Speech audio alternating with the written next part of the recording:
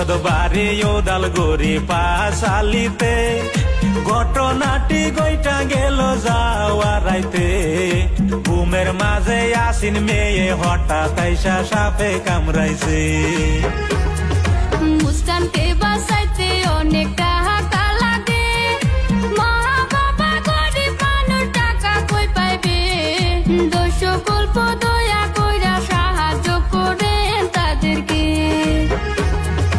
আসেন যত দেশবাসী সবাই রে জানাই 10-20 টাকা দয়া কইরা দান করিবেন ভাই দানে কখনো দন কমে না হাদিস মতে আমি শুনতে পাই ভিডিওটা বেশি বেশি শেয়ার কইরা যাইবেন সবাই।